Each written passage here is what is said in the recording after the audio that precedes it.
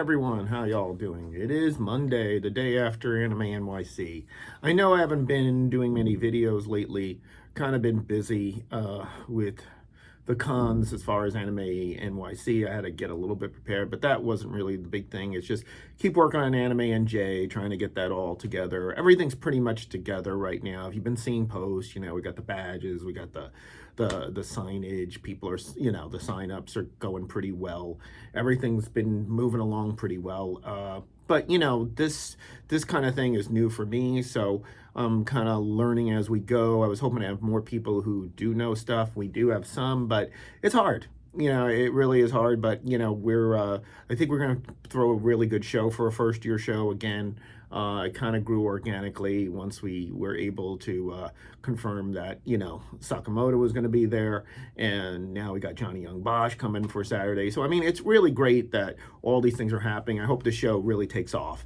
AnimeNYC, on the other hand, that's kind of been, it's an okay show. You would think, God, it's a huge show, John, how amazing it must be. Not really. It's a good show. It's just the type of fan that AnimeNYC gets is not really like the collector as much as you would think. They're really more of a general audience kind of a fan. They do know anime. They may have family members who know anime. They go there kind of like, oh, let's go for the weekend or something. Let's have some fun. Some get free badges from their family. They find stuff. They get there. They have a bunch of kids, younger, and they bring them all.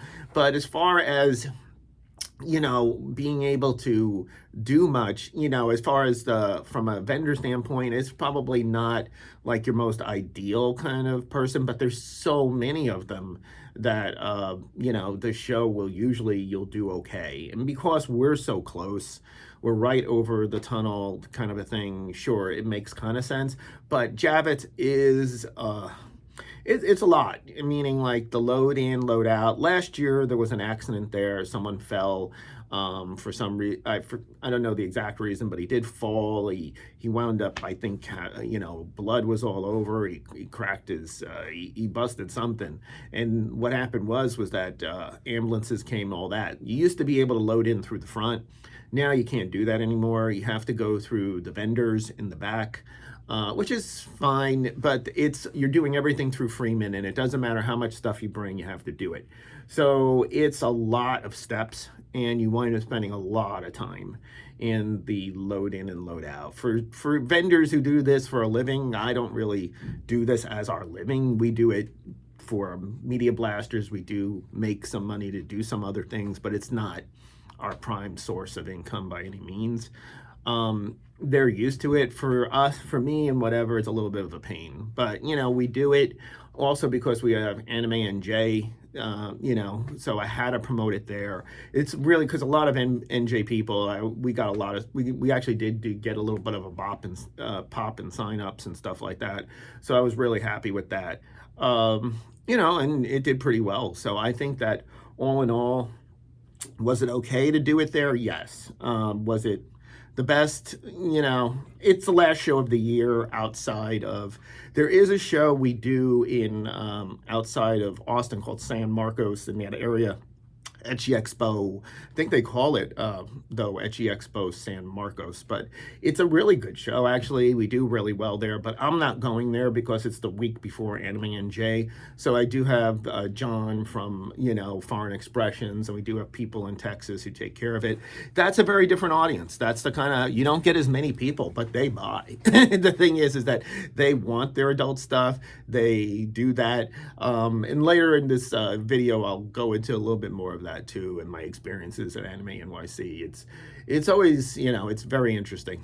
So back to Media Blasters, as far as the production goes, this week or whatever, we've been working on a lot of different things.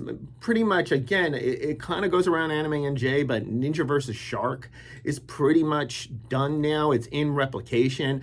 The Japanese have approved it. Everything's okay. That's their title. We are distributing it for them, so it's a new relationship for us, and we're hoping to keep building that. We're doing, a special thing at good old AnimeNJ. In fact, hold on one second. I'll be right back. Sakamoto-san will do an introduction. He's going to premiere the dub over there. And then the other thing too is we'll be having these. This is the Japanese booklet. It's basically the program guide. It's really well done. It looks fantastic. And then what we're going to do is basically he'll sign it, and we'll be using them over there. So it's a real collector's item. If you're a collector and all that kind of thing, this is going to be right up your alley. So, that'll be there for people to sign and do whatever with that. Then on top of that, with the Ninja versus Shark, there is special packaging. We should have everything at the show. We've tried to program it where everything's for the show and that kind of thing. The other thing too is I could pretty much announce, because the contract is done and you're going to see it on Ninja versus Shark, is there's another movie we'll be working on for them called Okamura-san. That's kind of Ghost Samurai. Okamura-san. That's another film we'll be releasing. We're not doing a dub on that one. They didn't want to do a dub on it, which is fine. We're doing a sub only on it, and that's great. So we'll be doing that, Okamura-san, and we'll get you more details as that comes out. We do have the trailer for that. I think I have it here, so I'll try to include it here. 皆さん、こんなご時世だからこそ声を大にして言いたい。存在しません。絶対に。今日も様の手で多くの人々が救われたようです。その名を。政府は本日よりという言葉の検索を禁止すると発表しました。検索してはならない。いやもうあれしましょうよ。検索したら知るんでしょ。じゃあ私検索しますよ。お顔の。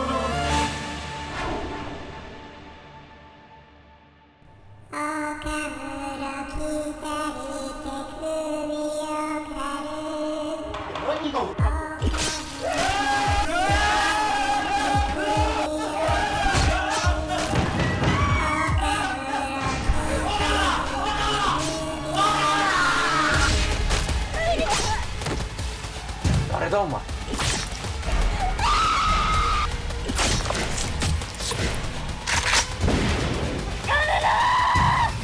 現代によみがえる打ち首獄門伝説。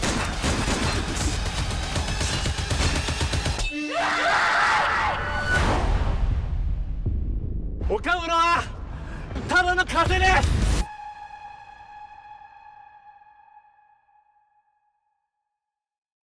Let's see. We have been working on more titles as far as in here. The big one right now is I'm trying to push out is I Don't Like My Big Brother at All. We've been kind of stalling on that one because of the number of episodes and the subtitling, but it looks like it's done. So we're going to get that one out there and try and keep that, keep everybody happy with that, see what's going on with that. So that one should be announced shortly.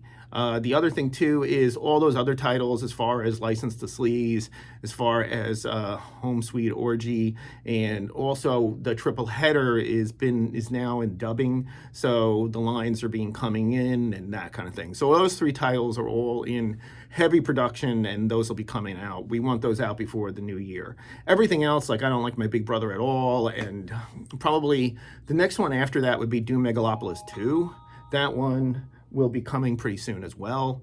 So with that in mind, we're kind of like trying to get those two really into the mix, into that kind of stuff. We will be announcing more new adult titles once more materials come in. We will also be announcing probably other live action too. The Fudo is still right now. The scan is done. Everything is whatever. We're still trying to figure out, the best cut of it. We are going to do a 4K. We want to do it, HDR, the whole nine.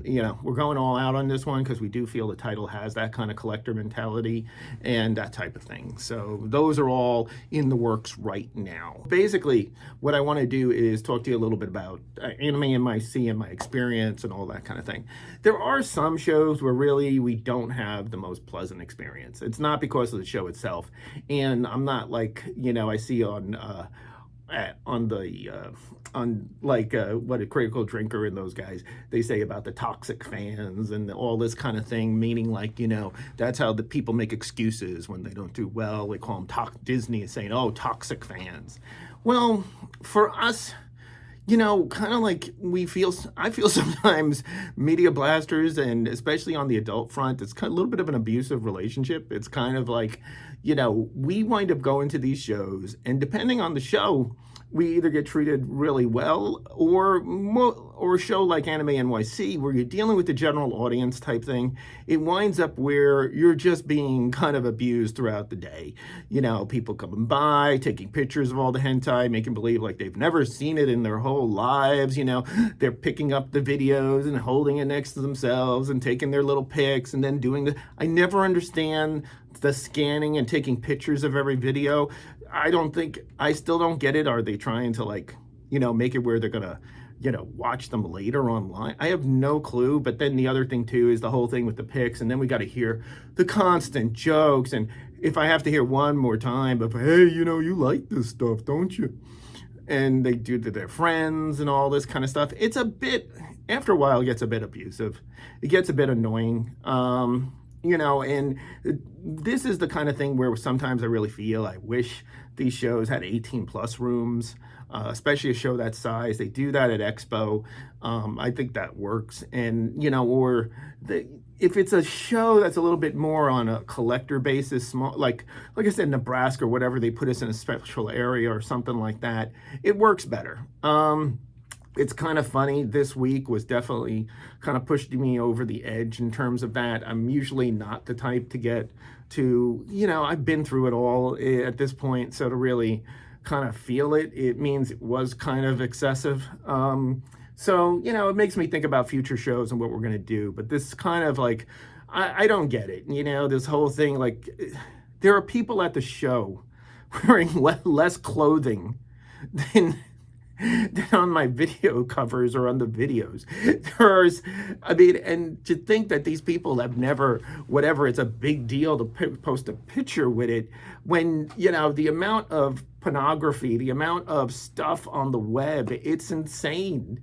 You know, sometimes on Twitter, or I can't believe the stuff that's up there. But yet, you know, that little picture of Bible Black, oh my God, look at this video. You know, oh boy, my friends. So it's kind of weird, and it's a bit, yeah, abusive after a while, because we have to stand there and deal with it all. But that's the way it is. We deal with it, you know. That's all I can really say, but that's my final notes on it. We will obviously keep doing shows, but we may become more selective. AnimeNYC is a special case because of AnimeNJ, and it's so close, and I do think we need to keep promoting it, but their prices of their booths and all, it's gotten to the point of insanity. You know, even though we're that close, I can't believe, I mean, they're over like $2,200 or something for a corner booth, $1,800 for an inline booth. How do you make... I mean, and what they're going to do is they move the date to August. So now that they moved it to August, they're up against everybody like San Diego Comic-Con. All these other vendors would have to come all the way from the west to the east coast, or you're doing Oda. It's tough. And then what's going to happen is then, again, they're planning on expanding the dealer hall. That's the whole reason they're doing it. So now they're adding a ton more vendors. So, you know, the money just keeps getting less and less. It's not an issue of, oh, we have to have so many more people. I felt there was a smaller crowd. It didn't really feel as busy as last year, that's for sure. But that's just my opinion. That's my 2 cents. It's Monday. I'm back. Hopefully now just getting ready for AnimeNJ. And those are my feelings. All right, guys, you guys have a great week. I'll try and post again. Bye-bye.